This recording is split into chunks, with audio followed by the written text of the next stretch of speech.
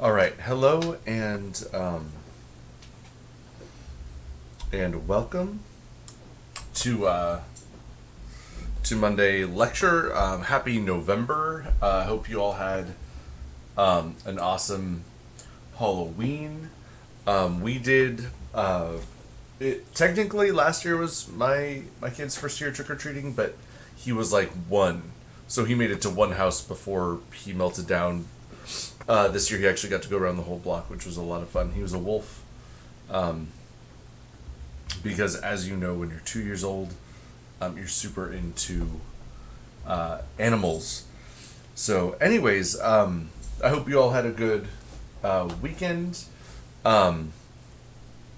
We are continuing in our exploration of electronic structure and if you're wondering, because that's kind of weird. Normally, we don't think of structure with with the word electric or electronic, but it's literally the structure of the electrons around the nucleus. So that's what we're talking about when we talk about writing electron configurations and orbital diagrams. They describe the electronic structure of the atom. All right, and where we left off, let's go ahead and pull up our periodic table.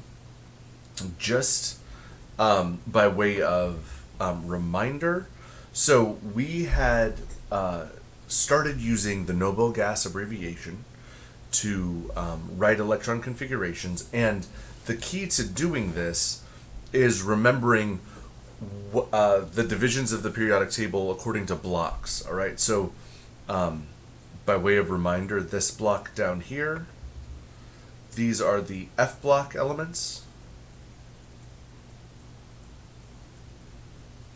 All right, these first two rows, or columns, and helium included with that. Whoops, helium belongs right there next to hydrogen. This is the S block.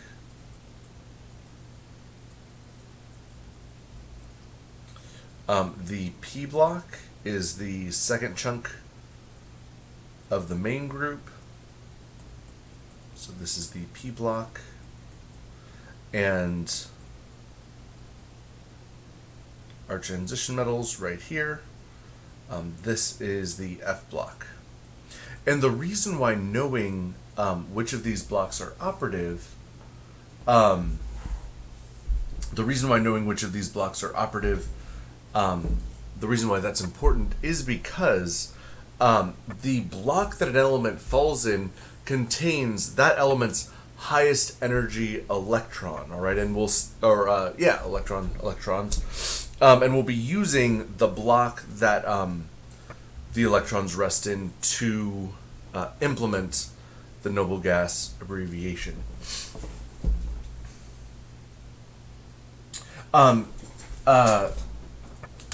So I don't want to get into this at the moment. We can have if you have questions about this, we can totally have kind of a longer discussion in office hours. But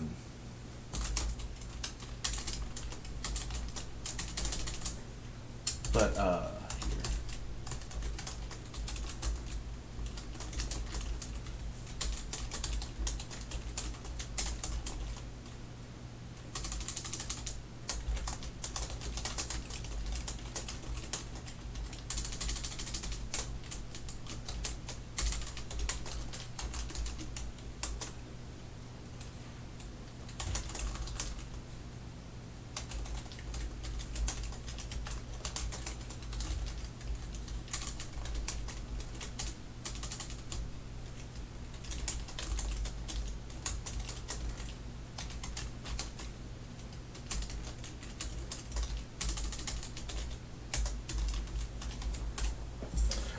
So that's the short answer. I've talked about this multiple times before. We need to stay on track with lecture. If you want to have kind of a longer conversation about it, let's save it for office hours. Or you can email me, as always. All right, so... Oh, wait, what? Oh, Okay, sorry. Totally misunderstood the question. Whoops.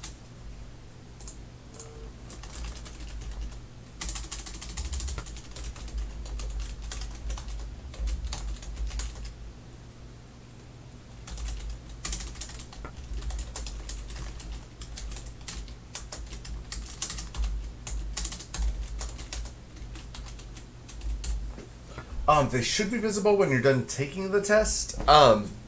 Let me know if they're not, and I will go poking around in Canvas after lecture to see what's wrong, because they should be displaying the grades the second you finish. And again, if you can't see them right now, let me know, and I'll figure out what's wrong in Canvas.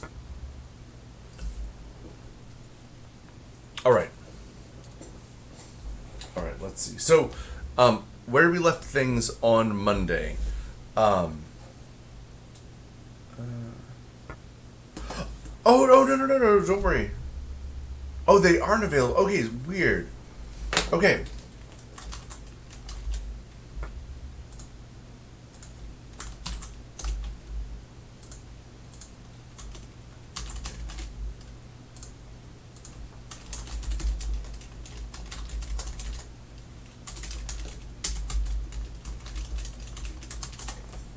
I will check that situation out and get it sorted out after lecture. Okay. All right, so let's go ahead and use the noble gas abbreviation to start writing some electron configurations and orbital diagrams. Of course.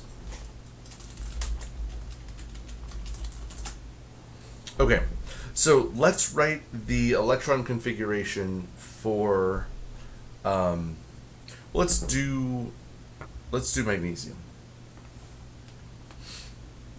All right, now the way you use the noble gas abbreviation is you start by finding the element in question, in this case magnesium, and then finding its nearest noble gas with fewer electrons. All right, so magnesium has 12 electrons. Its nearest noble gas with fewer electrons is neon. So the noble gas abbreviation for magnesium will have neon in a bracket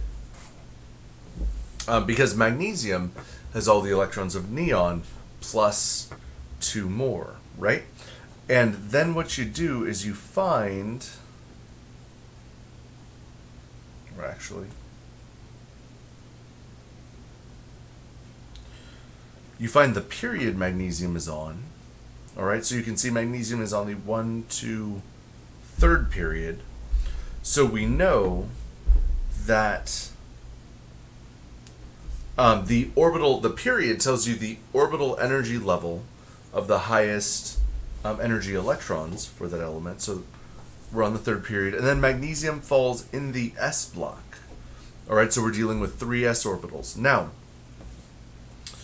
to find how many electrons magnesium has in its 3s subshell, you count your way over. This is 1, 2 spaces in. So that means that you will have 2 electrons in the 3s subshell. So the electron configuration for magnesium is neon in brackets 3s 2.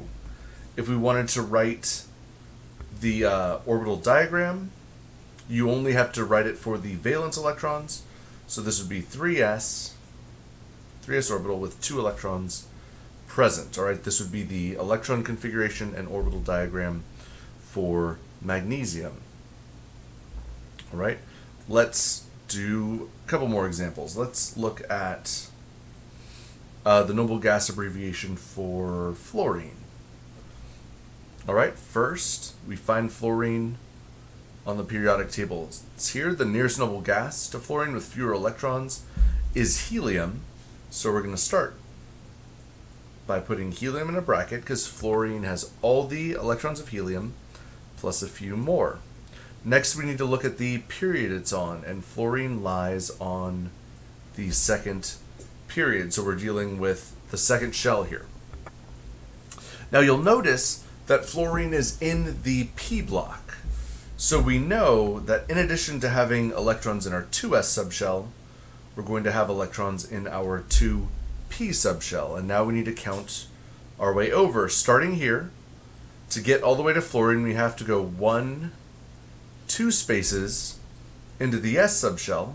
So we put 2 electrons in our 2s subshell, and then we bounce over and we go 1, whoops, that's a little imprecise, 2, 3, 4, 5 spaces in to the p block. So because fluorine is 5 spaces into the p block, our electron configuration for fluorine will be 2s helium, 2s2, 2p5. All right, and our orbital diagram for fluorine will include our 2s subshell and our 2p subshell, and we'll have 2 electrons in our 2s subshell, and then 1, 2, 3, 4, and 5 electrons in our 2p subshell. All right, we're gonna do 2-ish more examples. Let's take a look at silicon. All right, so first we find silicon on the periodic table. It's right here, it's number 14. Its nearest noble gas with fewer electrons is neon. So we start by putting neon in brackets. All right, next we have to identify the period that silicon is on, and it is on the 3rd period. So we're gonna have 3, right, for the 3rd shell. And then silicon is in the p block, so we will have 3s electrons and 3p electrons. Both the 3s and 3p subshells will have electrons in them. Now we have to count our way from the left of the periodic table over to silicon. We have to move 2 spaces through the s block, and then we move 2 spaces into the p block. So the electron configuration for silicon is neon, 3s2, 3p2.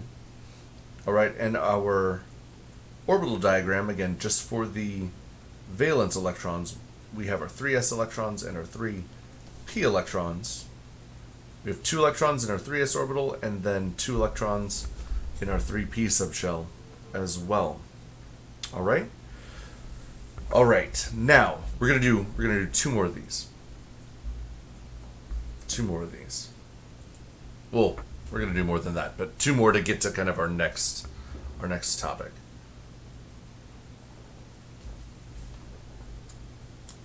Let's do, and we're not going to do the orbital diagrams for these. We're just going to take a look at the electron configurations. Let's look at the electron configuration for argon. All right, argon is a noble gas. It's right here. Its nearest noble gas with fewer electrons then is neon.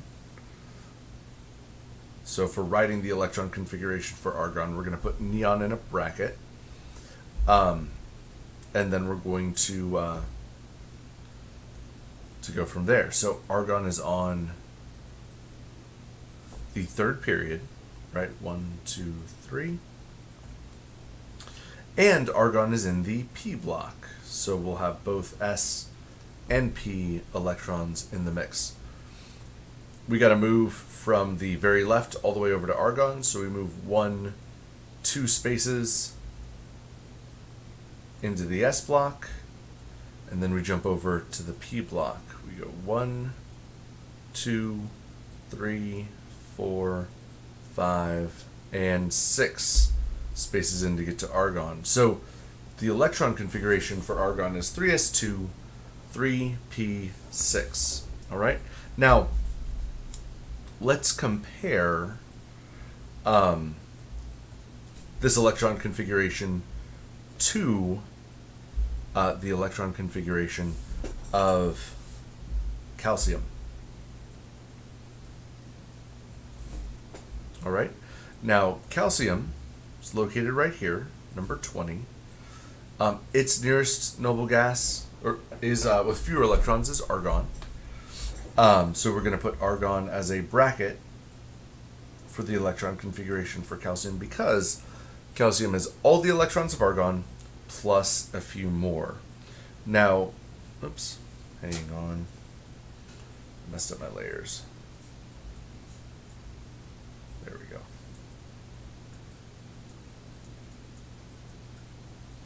So, when you look at the periodic table, calcium is on the 4th period, and it's in the s block. So we are dealing with 4s electrons here.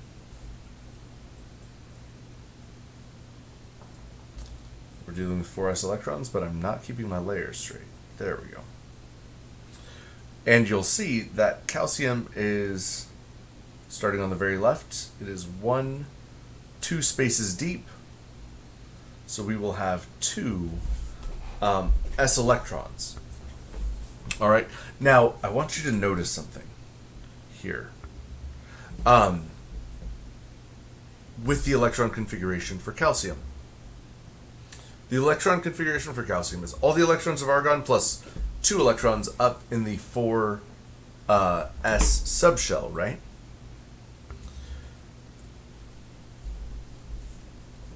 This is what the using the periodic table and the noble gas abbreviation where it led us to, but there's something a little bit odd about this situation. You might recall that when n equals 3 on the 3rd shell, you have 1 s orbital, 3 p orbitals, and 5 d orbitals. Which raises the question, why, for calcium, did we put 2 electrons into the 4s subshell when argon does not have any electrons in its d subshell? Right, we said that electrons always go for the lowest energy orbital available. And the thing is, there are empty 5d orbitals in argon. Argon only has electrons in s and p. But before we put any electrons in the d orbitals on the 3rd shell, we put 2 electrons, these 2 electrons, on the 4th shell in an s orbital. All right, why did things go down that way? And the answer to that question is as follows. So it turns out that the 4s subshell is slightly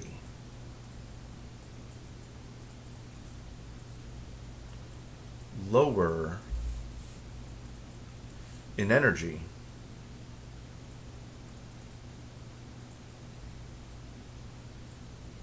than the 3d subshell. So it fills first.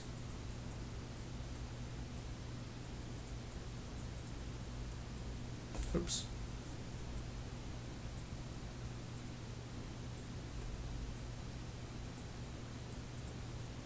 All right, so it fills first. Now, if you're going, oh no, now we have to memorize this. Turns out that you actually don't, from this perspective. You did not know this rule before you wrote the electron configuration for calcium, but you wrote it 100% correct. So if you use the noble gas abbreviation and let the periodic table be your guide, you won't have to worry about remembering it here. Okay? Because you didn't know this rule and you actually wrote the correct electron configuration for calcium. You filled the 4s orbital first before filling the 3d orbital. Now, if you're wondering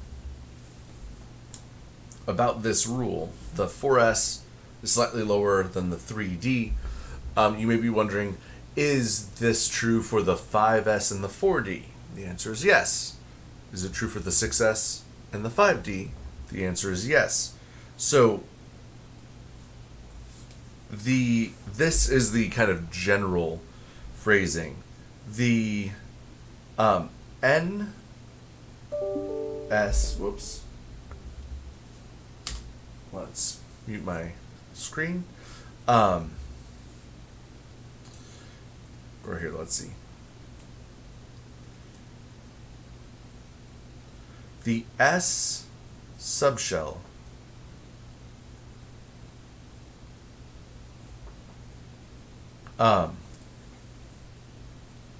or I should let's do this. The S orbital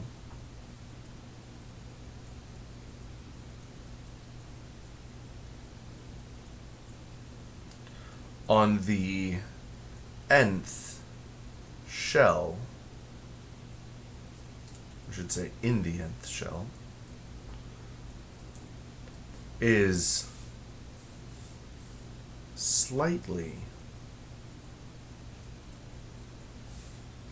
lower in energy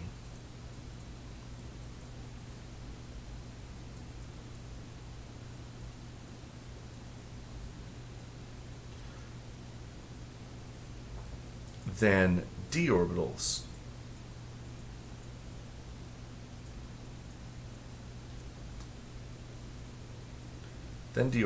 in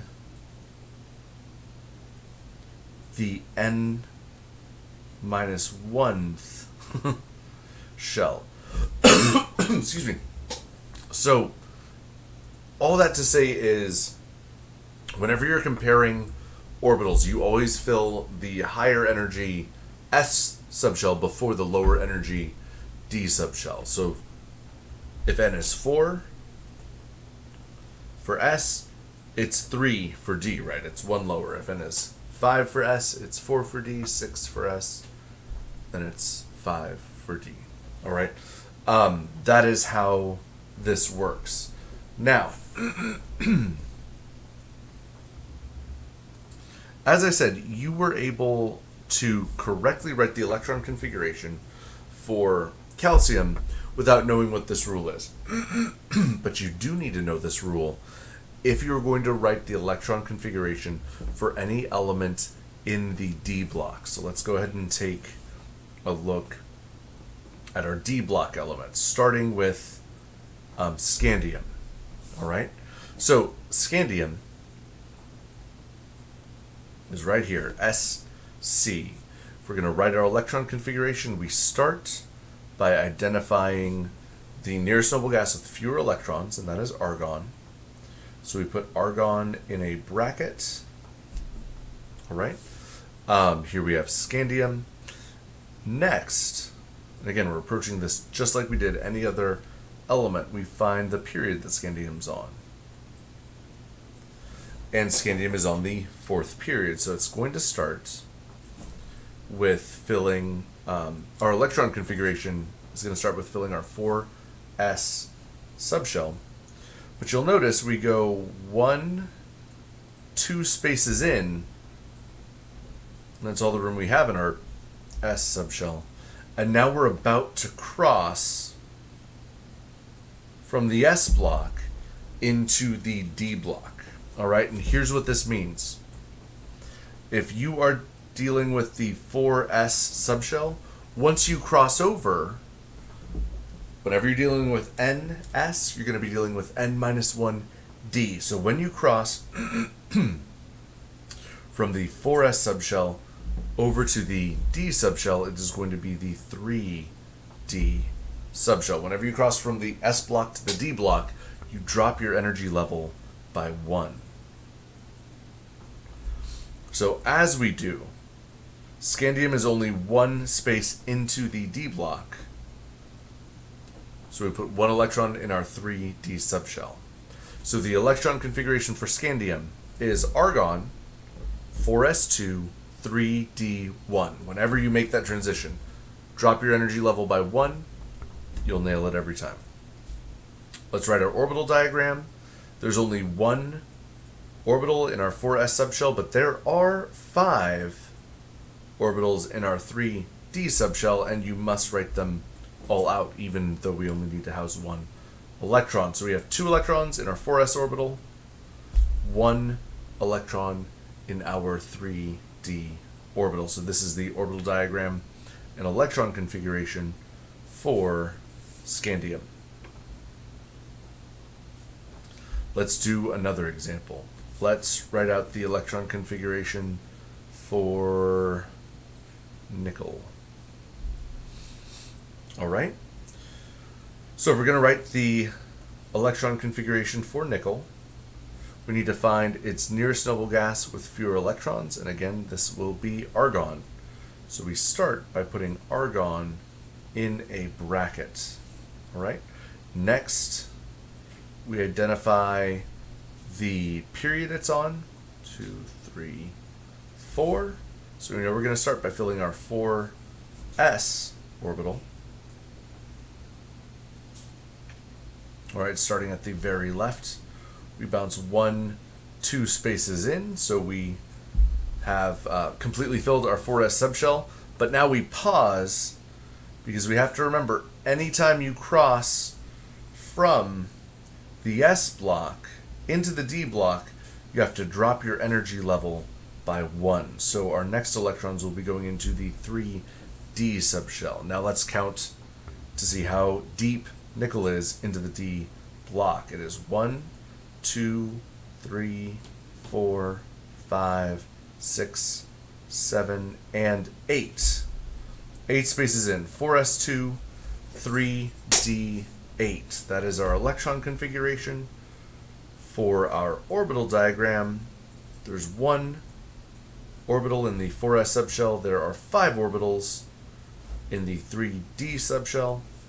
And now we fill our 4s subshell with 2 electrons and our 3d subshell with 1, 2, 3, 4, 5, 6, 7. Oh, that kind of looks like one arrow. Let's make that a little better. And 8.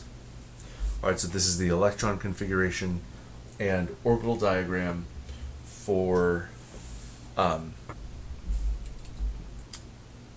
nickel. Let's do another example. Okay, let's do one more example. How about... No, not that one. Oh, nope, not that one either.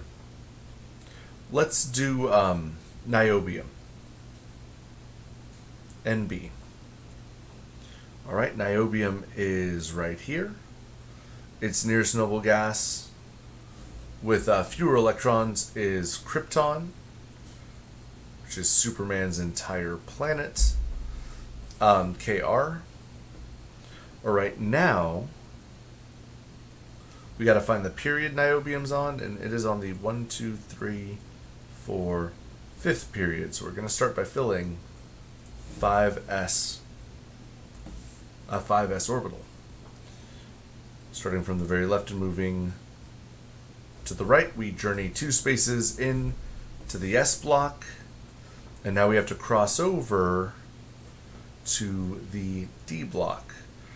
And remember, whenever you make the transition from the S block to the D block, you drop your energy level by 1. So we were filling 5s orbitals, and now we are going to fill 4d orbitals. And niobium is 1, 2, 3 spaces into the D block.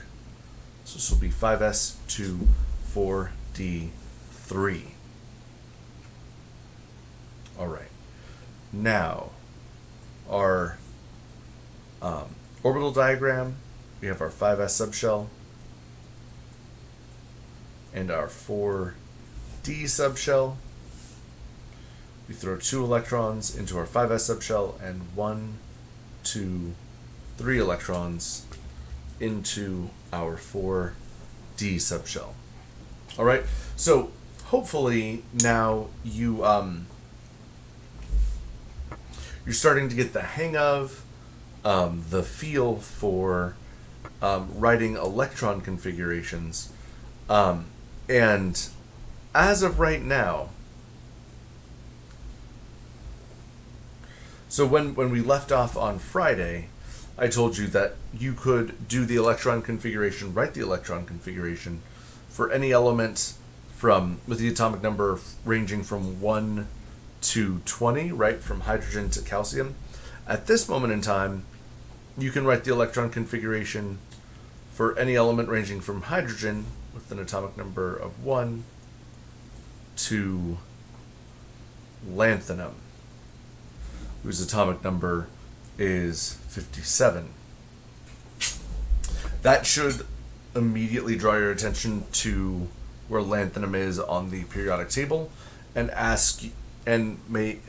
this should lead you to ask yourself, what happens between lanthanum and hafnium?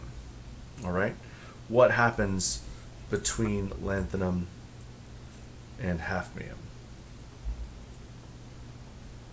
To answer that question, I'm going to make our periodic table slightly larger.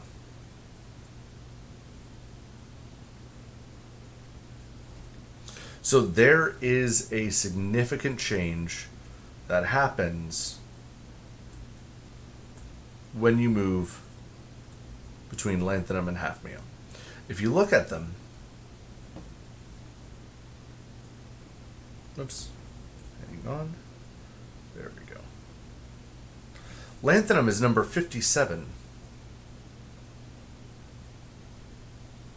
Hafnium is 72.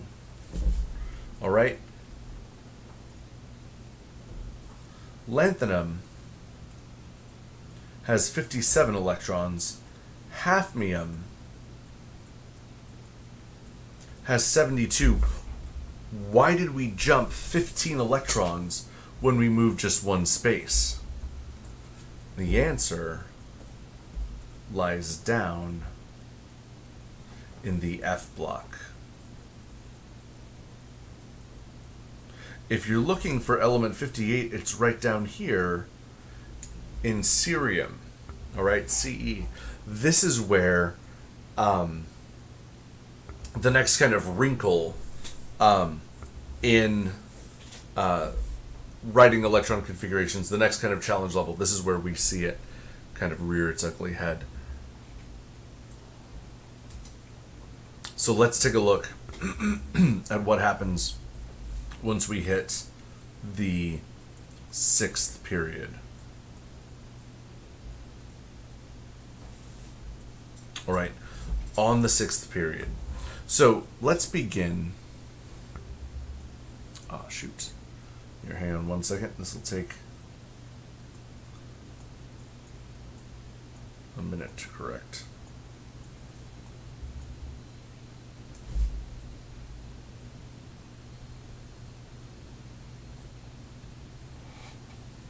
Let's see, Kate, you have a question.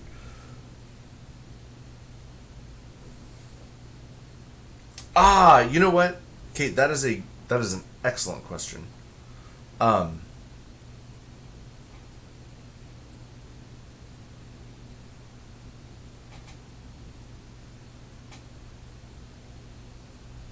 Give me 1 second to get there.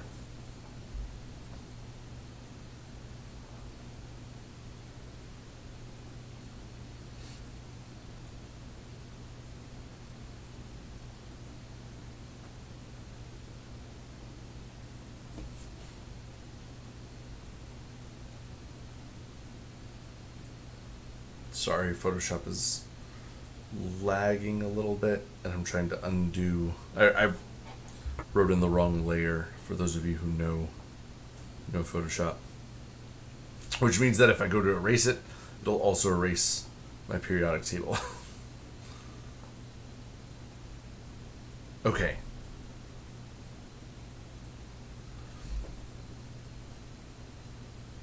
All right. So actually, Kate, that is a great question. Let me answer that before we dive in to the F block. Let's write the electron configuration for iodine. All right, so iodine is here. Its nearest noble gas is krypton.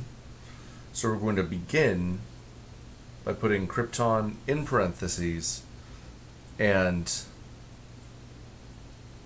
then we look at the period iodine's on. Iodine falls on the 5th period.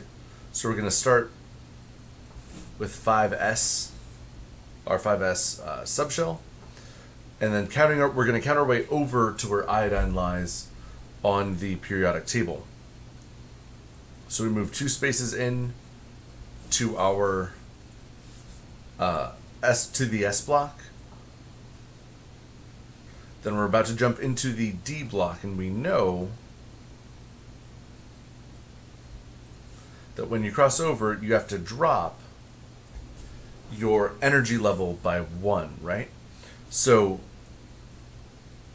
we filled our 5s subshell. We're about to begin filling our 4d subshell.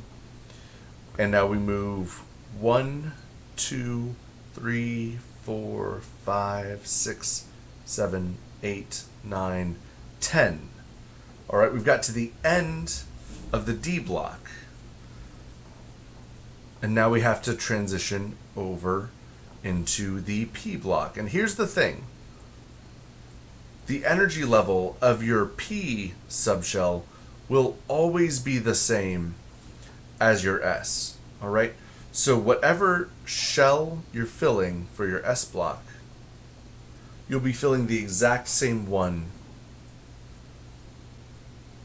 in the P block. All right? Those energy levels are the same. So once we've filled our D subshell, we need to write 5P, and then we can keep going. Iodine is 1,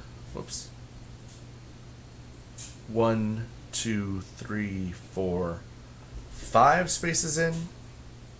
So that's a little ugly. The electron configuration for iodine will be 5s2, 4d10, 5p5.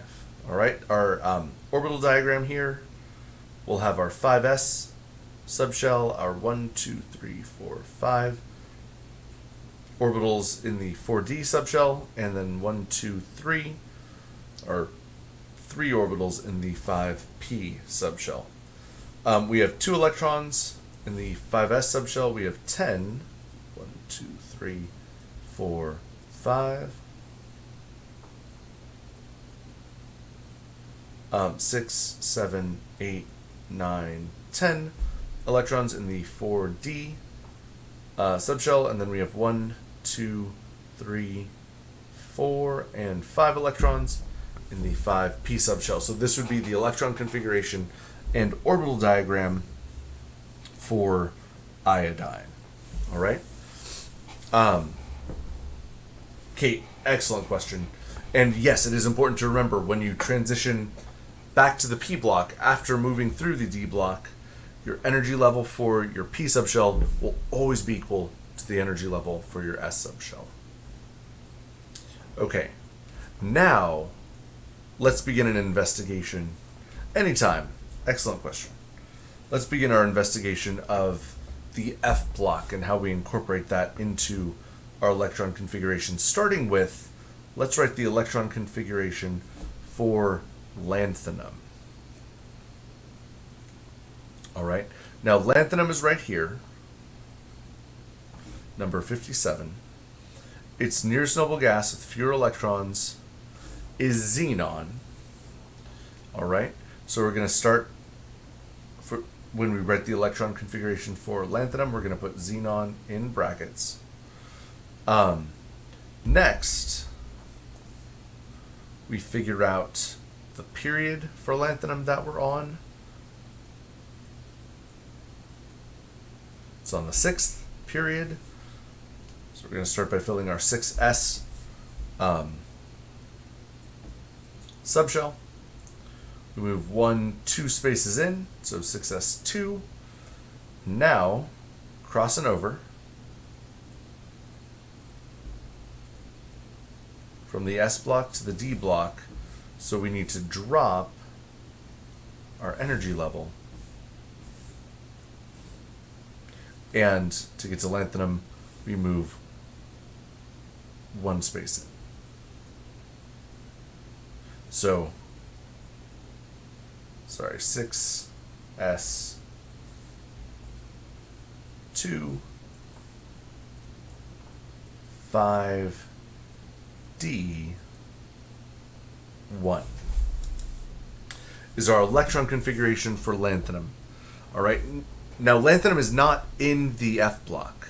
All right, it's not in the F block, but it is the kind of the last quote unquote normal electron configuration that we're going to look at, leading up into the F block. So let's go ahead and take a look at cerium, Ce. All right. Now, cerium is in the F block. And here's what you have to remember. All right. When you're dealing with the F block, this first row of the F block falls between lanthanum and hafnium. The second row of the F block falls just beneath it. Okay? So to get from lanthanum to hafnium, you actually have to travel through that entire first row of the F block. To get from, to do the same transition beneath, you need to travel through the entire second row of the F block. So when you're asked to find cerium, you can find your nearest noble gas with fewer electrons because cerium has 58. So that means xenon with 54 is going to be your noble gas abbreviation. Excuse me. But finding the period you fall on when you're in the F block can be a little trickier. All right? So you've got to remember that if you're on the first row, you're actually right here. All right? You're on the same period that lanthanum and hafnium are. So 1, 2, 3, 4, 5, 6. We're going to start by filling our 6s. So we move 2 spaces in. 1, 2. This will be 6s2. We're still crossing over from the 6s subshell into the 5d subshell. So you move 1 space over. So this will be 5d1. All right. But now your next jump actually takes you from lanthanum down into the F block. All right. So now we are putting our first electron in the F subshell. And when you jump from the D block to the F block, you'll remember when we learned the D block, how it was 1 energy level lower than the S block. The F block is 1 energy level lower than the D block. So this will be 4F1.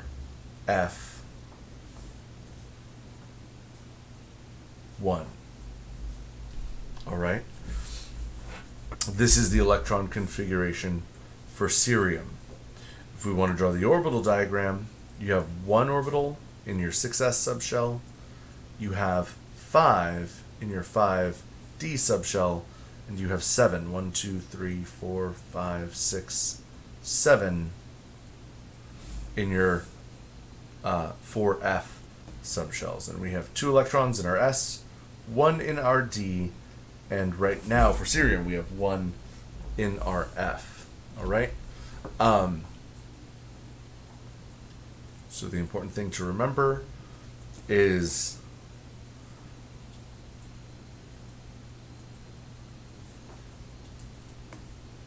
this.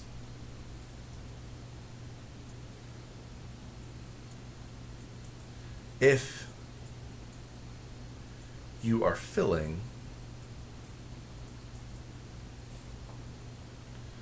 your s orbital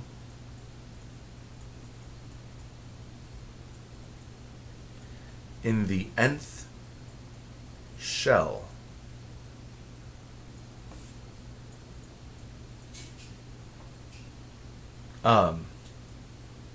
you then fill n-1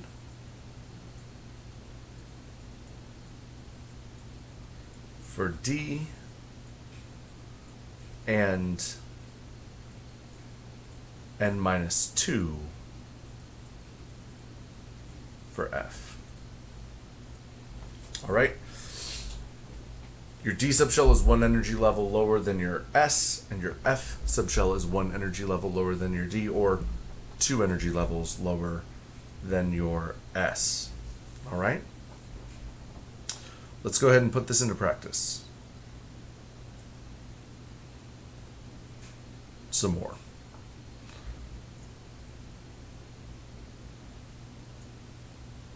Let's write the energy configuration, electron configuration, and orbital diagram for everyone's favorite lanthanide. That's what that first row in the F block is called, samarium. All right. Now, samarium is right here. It's number 52. Its nearest noble gas, 62. Its nearest noble gas with fewer electrons is xenon. It was 54. So we start by throwing xenon in a bracket. Now, the thing to remember is this first row on the F block comes in between lanthanum and hafnium. So the period that you're on is the 6th period. So we start by dropping 1, 2 electrons into our 6s.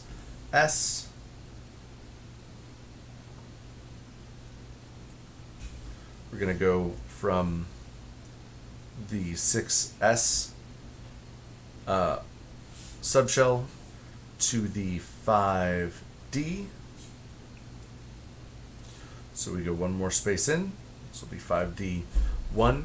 But now, when you dive from the 5d subshell into the F block, you go down one energy level further. So now we're filling the 4F, and that is one space in, 1, 2, 3, 4, 5. So 4F, 5. This is the electron configuration for samarium.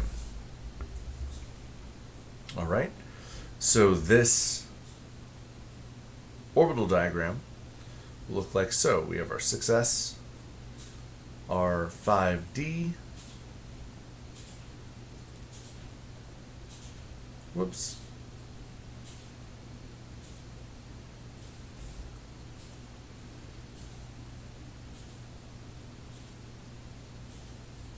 followed by our 7 for F orbitals.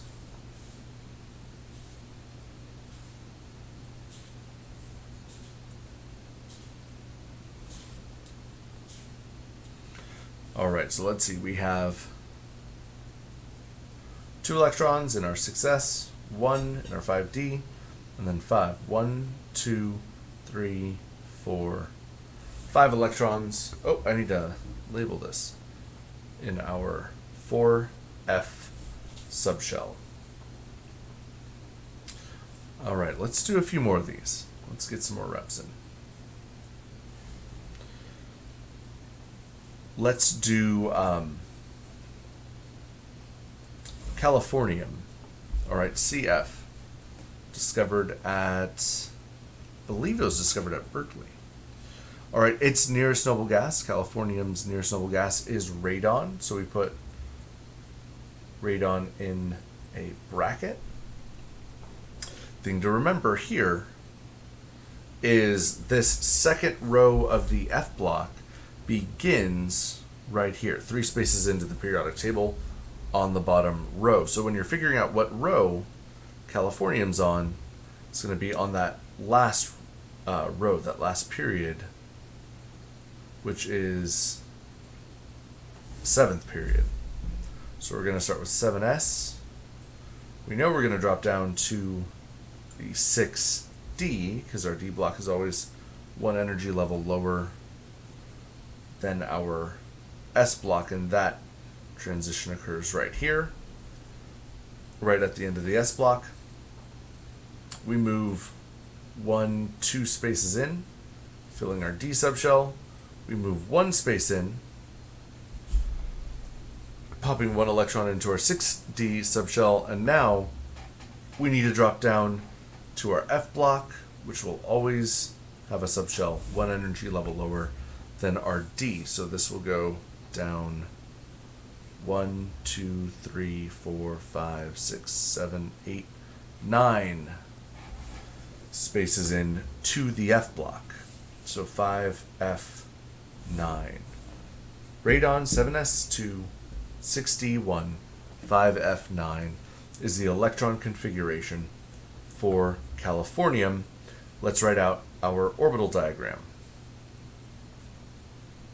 So we have our 7s subshell, our 6d subshell, and then our 5f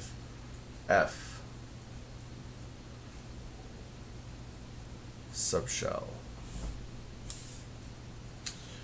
2 electrons in our 7s, 1 electron in our 6d, 1, 2, 3, 4, 5, 6, 7, 8, 9 electrons in our 5f subshell. All right. So that is how you handle the F block. Now, to be honest, it's tricky. All right, it's definitely a challenge. But in my opinion, the biggest challenge with the F block actually comes once you start doing elements that come after you already fill the F block. What am I talking about? For example, it would be very easy, and it is very easy,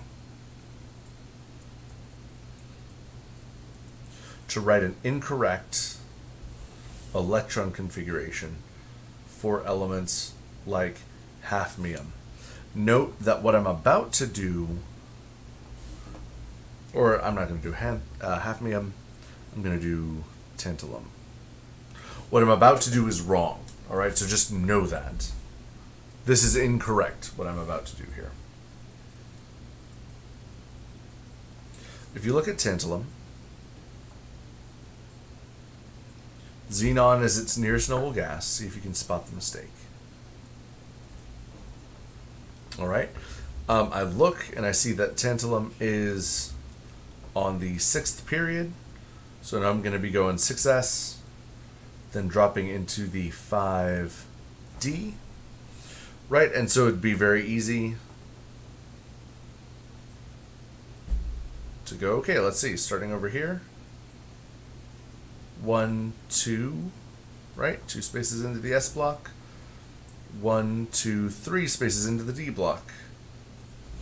All right? This is totally 100% wrong because of right in here.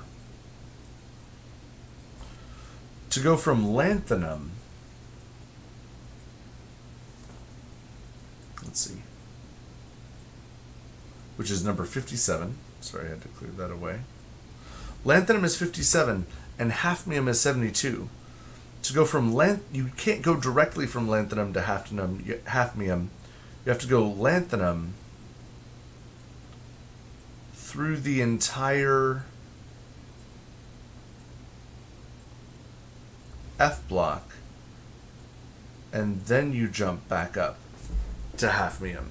All right, this is incorrect because there are 14 spaces in between lanthanum and hafnium, or 15 if you include the last one. All right, so if you write 6s2 5d3, you've actually missed the entire F block. This is the correct way to do it. To do the electron configuration for tantalum. All right, tantalum is right here. Xenon is still our noble gas abbreviation. And it's still on the 6th period. So we have 6s,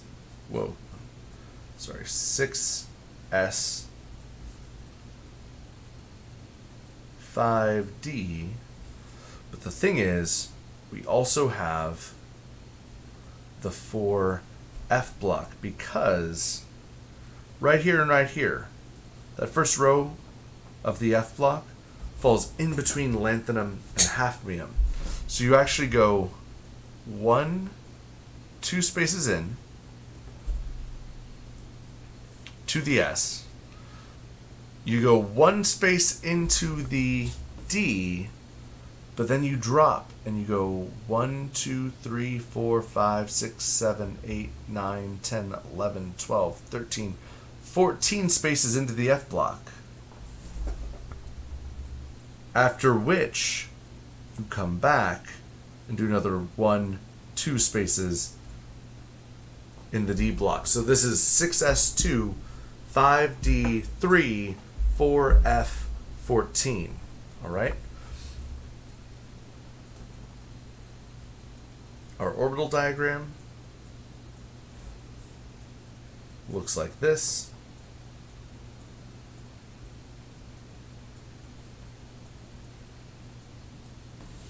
Where we have 2 electrons in our S subshell, 3 in our D, and then 14. 1, 2, 3, 4, 5, 6. Oh, I need one more orbital here.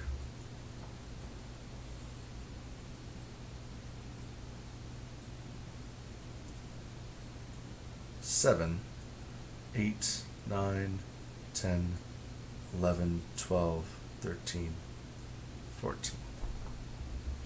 14 electrons in the F subshell. All right? It's easy to miss because it's not explicitly written on the periodic table. But here's what you have to remember. All right? This is what you have to remember.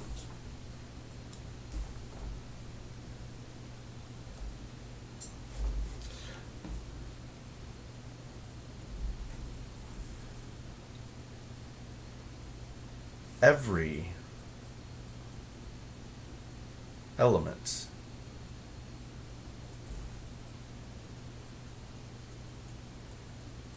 after hafnium,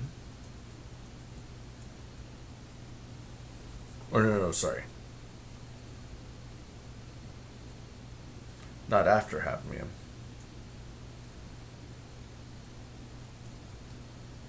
Every element after lanthanum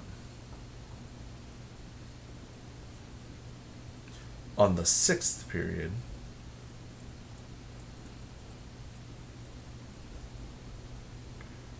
and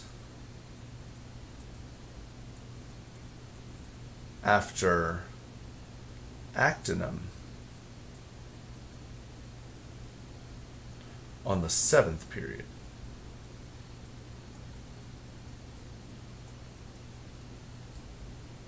Oops, period. Will have a full F subshell.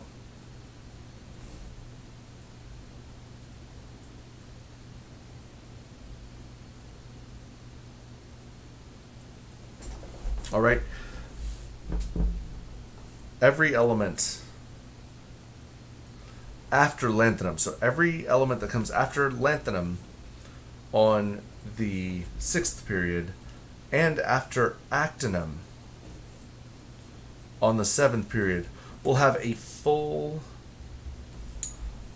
F subshell, because to get from lanthanum to hafnium, you've got to move through the entire F block. And to get from actinum to, I don't even know what RF is, but I do know that you have to get all the way through the F block to get there. So that is, honestly, I think the trickiest part of the F block. When you have an element in the F block, your awareness goes up instantly. You're like, okay, I'm dealing with the F block. I know things are going to be weird. But it's the ones that come after where you may not necessarily remember, and those are the challenge ones, in my opinion. Let's go ahead and take a look at a few examples involving elements like those. Let's start with, how about iridium? All right. Iridium is right here. It's number 77. It's the nearest noble gas with fewer electrons is xenon. So we're going to throw xenon in a bracket. Next we find our period. It is on the 6th period. All right. We know it's in the D block, so we know we're going to fill our 6s. We're also going to have 5d electrons. And anytime you have a 6th period or 7th period element, there should be a little warning sign, like a danger Will Robinson thing going off in your head. And you should ask yourself, does it come after those first 3 spaces? Indeed, iridium does. So that means that you will be dealing with, by default, a full F block. All right? So let's see, a full F subshell. So we move 2 spaces in, filling our 6s subshell. We know we're about to cross over. And iridium is 1, 2, 3, 4, 5, 6, 7 spaces in the blocks, and it's past hafnium, so we know we have a full F subshell. So we're dealing with iridium. The electron configuration is xenon 6s2, 5d7, 4f17. Let's go ahead and write out our orbital diagram. Here's 6s, 1, 2, 3, 4, 5, 5d, and then 1, 2, 3, 4, 5, 6, 7 orbitals in our 4f subshell. So we've got 2 in our s subshell, 7, 1, 2, 3, 4, 5, 6, and 7 in our 5d, and then we have 14. 1, 2, 3, 4, 5, 6, 7, 8, 9, 10, 11. That's a little close. Redo that one. 11, 12, 13, 14. So there's the electron configuration and orbital diagram for iridium. Let's do a couple more. Let's go ahead and write the electron configuration and orbital diagram for polonium. P-O.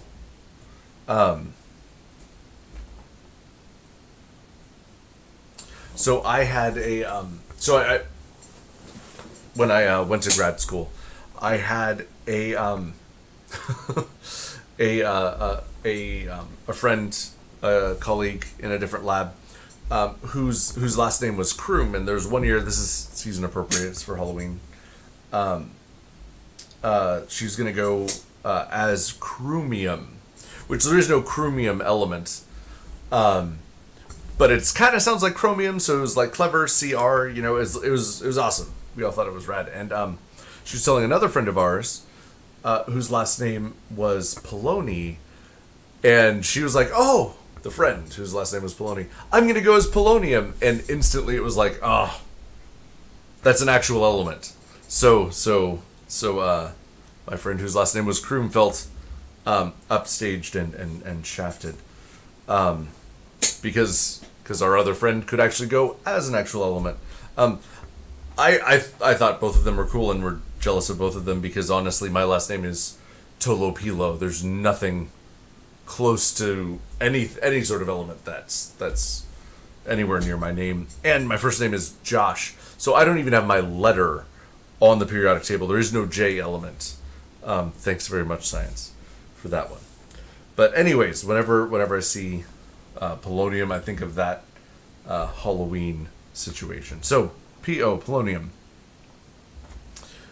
Its nearest noble gas is xenon. So we go Xe for a noble gas abbreviation. And then we look at the period we fall on, and this is on the 6th period.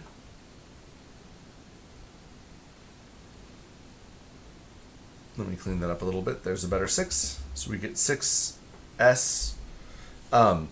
We know we're going to cross over into our 5d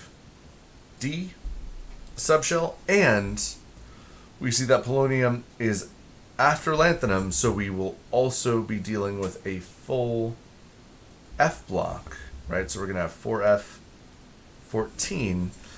But then notice, we actually have this coming back around. Full circle. Polonium is in the P block, which means that we're going to completely fill up the D block, and we're going to have to venture into the 6P, because your S and P orbital energy levels will always be the same. All right, so we are going to get everything in the mix on this example. We go 2 spaces into the S block. We've already filled up our F block. Now our D subshell, we go 1, 2, 3, 4, 5, 6, 7, 8, 9, 10. 10 spaces in. Followed by, we move 1, 2, 3, 4 spaces in to our P block. So 6S2, 5D10, 4F14, 6P4 is the electron configuration using the noble gas abbreviation. Imagine if you were writing out the entire thing. Thank goodness for the abbreviation. Let's write our orbital diagram. We have a 6s subshell, a 5d subshell,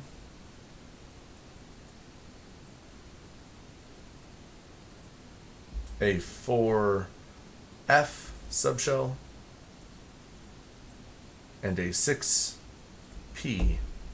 subshell. So we got 1, 2 in our 6s, 10 electrons in our 5d. 1, 2, 3, 4, 5, 6, 7, 8. Oh, I can do better there. 8, 9, and 10. 14 electrons in our F block. 1, 2, 3, 4, 5, 6, 7, 8, 9, 10, 11, 12, 13, 14. Finally, we have 1, 2, 3, and 4 electrons in our P subshell, our 6P subshell. So that is the electron configuration and orbital diagram for polonium. All right, let's go ahead and do one more, then we'll call it a day. Let's do the original gangsta element, OG. Actually, for a while, I didn't know what OG's name was, because when I was growing up, when I was in college, it didn't have a symbol. It was just UU something something, UMM. It didn't have an official name. Now it's been named Ognesium, so now I know. But I like calling it the original gangsta element, because I think it's cooler. So we put radon in a bracket, because that is its nearest noble gas with fewer electrons. OG is down. Whoa. Let's do that a little cleaner. There we go. It's on the 7th period. So we're dealing with the 7s subshell. And we will be crossing over into the 6d subshell. Now, anytime you're dealing with a 7th period element, ask yourself, does it come after actinum? And it does. Because it does, you will have a full, not 4f subshell, 5f, right? Because it's one energy level below D. In addition, OG is in the P block. Whoops. Usually write those barriers in yellow. It's in the P block, which means that our P subshell will be 7p because it always has the same energy level as our S subshell. Now let's figure out our situation. Well, first, because it's on the 7th period after actinum, I know that it's going to have a full F block, so I'm just going to throw 14 electrons up there. I know it's going to have a completely full S block, 2 there. I have to move through the entire D block, 1, 2, 3, 4, 5, 6, 7, 8, 9, and 10. So there's 10 D electrons, and then I have to move 1, 2, 3, 4, 5, 6 spaces into the P block. So the electron configuration for magnesium is radon, in parentheses and brackets, 7s2, 6d10, 5f14, 7p6. My orbital diagram. I've got my S subshell, my D subshell,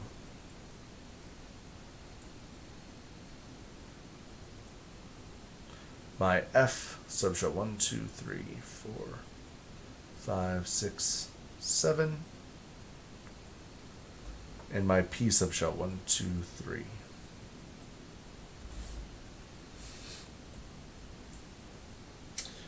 I have 2 electrons in my 7s subshell, 10, 1, 2, 3, 4, 5, 6, 7, 8. Oh, let's distinguish those a little bit. 8. Oh, you know what? I need to do both of these better. 6, 7, 8. No, goodness gracious. 8, 9, 10, 14 in my F block. 1, 2, 3, 4, 5, 6, 7, 8, 9. Hang on. 9, 10, 11, 12, 13, 14, and then 6. 1, 2, 3, 4, 5, 6. So there's the electron configuration and orbital diagram for the OG element. All right, now we're not completely done with electron configurations yet. We have 2 things left to cover. All right. We have 2 things left to cover. First, there are 2. What is the element under francium? Kate, great question.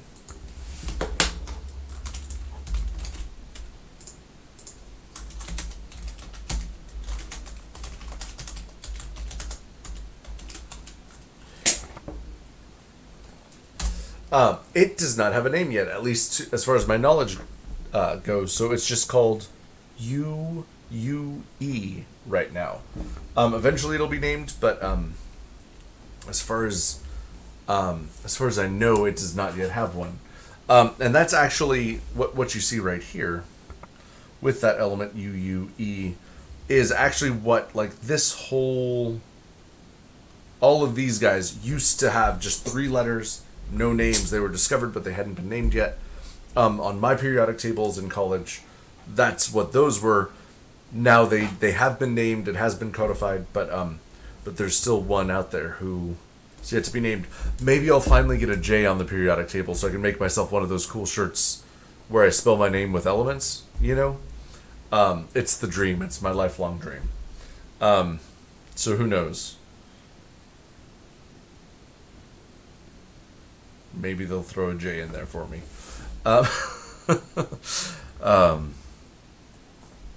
Anyways, there are 2 things we have left to cover. First, and we're not going to cover these today. We're going to talk about them tomorrow. There are a couple electron configuration anomalies.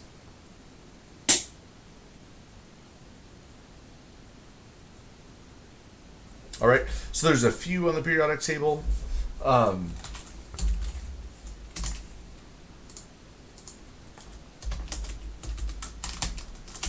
There's a few on the periodic table that we're going to cover tomorrow, or not tomorrow, on Wednesday.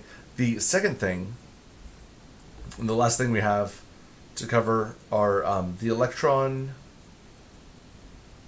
configurations and orbital diagrams.